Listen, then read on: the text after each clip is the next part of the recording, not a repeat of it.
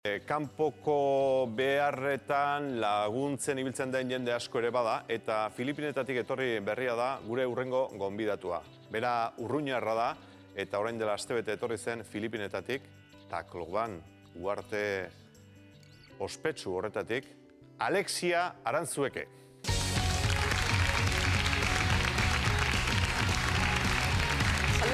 Arratsaldeon, Alexia. Eta eskerrik asko, etortzegatik. Ez da zerik. Alexia Aranzueke, suhiltzaile solidarioen taldeko kide da. Horixe, bai. Eta Filipinetakoa gertatu, igandean hilabete egingo du gainera, gertaerak. Eta zu rau joan zinen. Justu, bi egunta eta gero hautatu dugu beraz elkartearekin aratioatea. Ikusiz ze kalteak eta ze beharrak han izan diren. Eta beraz berriala erabaki hori egin dugu, bai. Eta ze ikusi duzuan? Konta duzu ze bizi izan duzuan? Ze bizia bitxe egiten zaitzen, eta duela ez dakit, agian 3 aste telefonoz nintzen zuekin, eta hemen Michel. Eta beraz gauza initz pasatu dira geroztik, batez erean telefonoan nintzelarin zuerekin beste uarte batean nintzen, eta beraz erabaki genuen Tacloban erat joatea, zuzenean, beraz bidai luzea egin dugu, bai itxasuntziz eta autoz arat iristeko, zenta luze segonda nazioarteko laguntza han blokatua, beraz ezin arat iritsi, eta beraz lortu dugu han iristea momentu hortan. Eta beraz iritsi garenean lehen gauza joan gira zuzenean Herriko Etxera. Hango pertsonekin hitz egiteko, eta gauzak topaketa izigarriak egiten dituzu kasu horietan, beraz justu han zegoen hango langile bat, eta berarekin egin dugu Taclobanen itzulia pixkat ikusteko behar nagusiak, eta beraz honek eraman gaitu 3 auzoetara biziki ukituak, han itxasuntzi ziganteak hautsi zituzten haien etxe guziak, eta beraz duela antxu 5 egun ez zuten ez laguntzarik izan, ez urik, ez janaririk. Beraz, han erabaki dugu haiekin lan egitea, eta beraz hor egon gira haiekin. Eta zertzen ikusi zenuen? Ikusi dena suntsitua, egia bai haizearekin etxe guziak eta dena lurrean zen. Eta gero gaixoak izan dute, ikusten da, ura beraz itxasoa 7 metroraino igo dela, eta beraz hainitz hil dira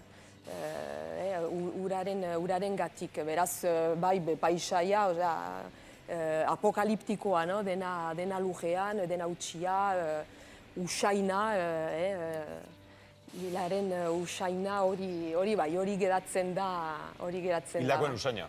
Bai. Hori daukazu barruan sartua? Bai, hori da. Eta ze behar zuen jendeak? Zuek iritsi zinetenean? Lehen beharrak ziren ura eta janaria ez zuten ezer. Beraz, gure lortu duguna da, pixkat medioa egin Herriko Etxearen artean eta haien artean, eta askifite lortu ditugu arat kamioiak eramaiten urarekin, edateko urarekin eta iriseko zaku handiak.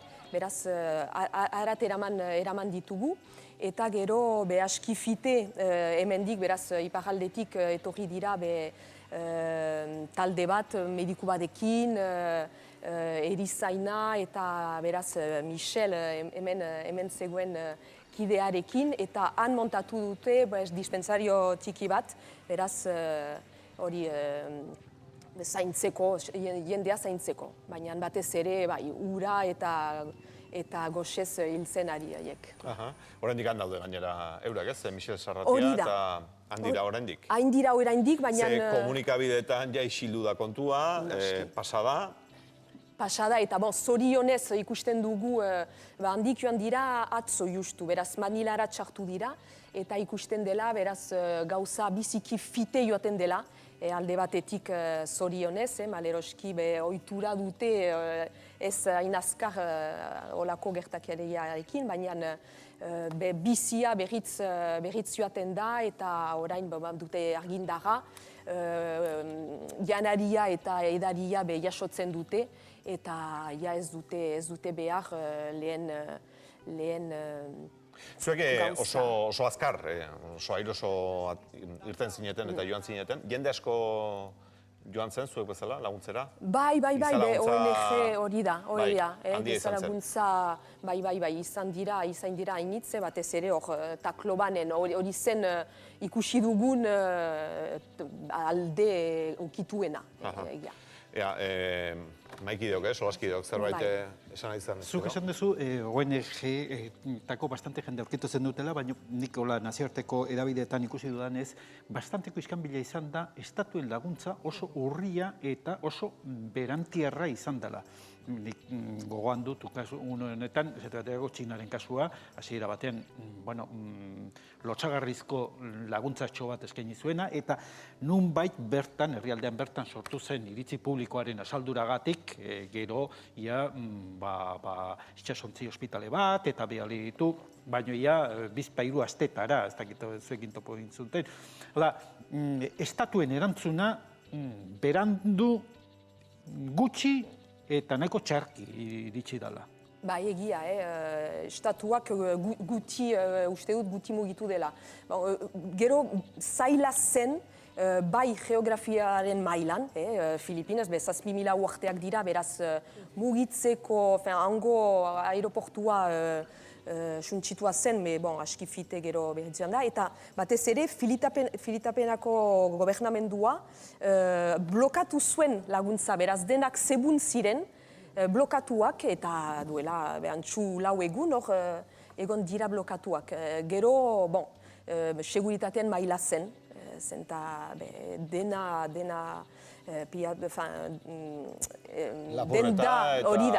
guztiak jendea, janariaren bila hori zen. Beraz nahi zuten pixkat lehenik ahmada han pixkat bakea eman, eta gero utzi jendea pasatzen, beraz hori biziki berantartu dute. Lehen aldia zen nolako toki batera joate zinena, edo... Nire kasuan bai, lagialdetan bai, gure elkartea batez ere egiten du garapen proiektuak. Ez, daukadalako impresioa, olako gauzak ziklikoki, tifoika edo zikloika, etortzen zaizkigula, baina gero egite dugu hau, eta gero desagertzen dela, ez? Eta urrengora arte bezalako. Ez dakit olako sentsazio hori badezun, eo? Bai, olako gertakariak, begira, antxu egia 5 urteko, sigira tsunamirekin Indonesian, gero Haitin, eta orain antxu 5 urteko gauza bat da, Gero saiatzen duguna egitea da, han egon eta bigarren fasean, beraz orain eraikuntza segitu, beraz ez bakarrik urgentzia. Jendeakan badauka sumituta nola dagoen herri hori? Badaki, jendeak kaletik doanean badaki zer datorren urrengo urteetan? Bai, badute hori da, fatalitate bezala, hori gaiten ziguten duela euri sasoia dela, eta izan dituzte jadanik 15 tifoi, ez zain handiak, baina badakite, noski badakite hori gertatzen aldela, lurrika, denetarik dute, lurrikara, denetarik beraz, nunbait pres dira eta badute hori, kontzientzia hori gertatzen aldela hain lagia. Beraz, bai. Edo nola ere, zuek nolabait laguntza kualifikatu bat ematen duzu, zeuren alorrean, hau da, suhiltzaile batzuek egin dezaketen lan horretan, lan, esango nuke, funtsesko horretan, ez? Hor gertatzen dena da, segurazki, lanabesak, zen eta zuek tresneria behar duzue, ez dakit, nahi ala tresneria eraman dezake zuen, zeuren bidaian, ez detuzte, hau da, lan asko geratuko dira egin gabe, tresneriarik ez daukazutelako. Tresneria hori, egin handi batean, estatuek edo ipin dezaketenek, ipin beharko lukete, eta hurbilekoek, ez urrutikoek. Karo, hor nazioarteko elkarlana eta zera ematez palimadanik ez dakizen bateraino askotan gizakion borondate honak zerbaitetarako balio duen. Zuek esate baterako errepideak garbitzeko preste egongo zeate, baina motozerrak edo zerak beharko zenituzkete. Erramita beharko dituzte, eta noski ezingo zeate ordiko aeroportuan motozerrakin nola taula sartu ez dakit. Adibide bat ibintzen ari naiz, ez dakit. Problema hori... Hori problema izan da, gero bakoitzak bere autoak egiten ditu, beraz ikusi ditugu, bai, erakundeak eta dena hemendik eramaiten dute arat, beraz badute kriston materiala. Gure respostua azkar eta efikaza izaitea, erabakia egin dugu, harin, joan gira lau bakarrik, ezer gabe, autonomoak izaiteko, ez beste entzat gainera pixua izaiteko, eta lehen bailen iritsi tokira, eta han ikusi, guk dakiguenen gauzak egitea, han ikusi zoin dira beharrak, eta beraz errespostua egiteko, hemendik beraz komunikatu ditugu elgarrekin, eta beraz medikuntza errepostua izan da, izaiten alze potabilizazioa, hor zaila izan zen, zenta ur gazatiarekin imposible zen, baina hori da gure autoa, eta han gehienetan atxemaiten duzu behar duzuna. Beraz, medizinak han atxeman ditugu, ospitalean, gero errikoetxearekin lan eginez, atxemaiten dituzu gauzak. Zuen kasuan giza laguntza gehiago da, eta gero mundu osotik iristen diren gauza banatzea, eta horre zuen alea jartzea, ez? Hori da, lan egin dugu, hango beste elkarteekin, eta bakoitzak badu bere espezialitatea, eta sare bat bezala, bakoitzak... Zuk esan diguzu horrelako bat sekula ez duzula bizi izan, ez? Garapen proiektuetan parte hartu izan duzu, Perun, Madagaskarren, Filipinetan ere izan azara, lehenago? Bai, lehenago beste elkarte batekin izan naiz, baina hori da, ez urgentzietako niretzat lehen eksperientzia zen, bai. Zu itzultzailea zara gainera? Bai. Eta orduan, zure lana, han bertako jendearekin eta hizketa egitea? Bai, ez naiz inglesarekin, baina han egin dut itzultzailea, bakarran nintzen pixkat inglesa erabiltzea, beraz han errestu ditugu bai harremanak. Eta ze historioren bat, hori guri kontatzeko moduan? Moduan, hori da, erraiten nuen lehen olako gertakarietan egiten dituzu topaketa izigarri politak, beraz, ginen beste uarte batean, eta hori, erabaki genuelarik taklobanera, beraz lehite uartera joateko, genuen hango txofera auto batekin, eta berehala galdegin diogu, prezinateke guretzat beste uartera taklobanera batez ere joatea, eta beraz deitu du ez dakit nor, ados, presten gurekin joateko, pasatu gira bere txetik, bere emaztea prest zuen janaria, den hartu du, gurekin etorri da, eta beraz izan da gurekin egon dira bi haste.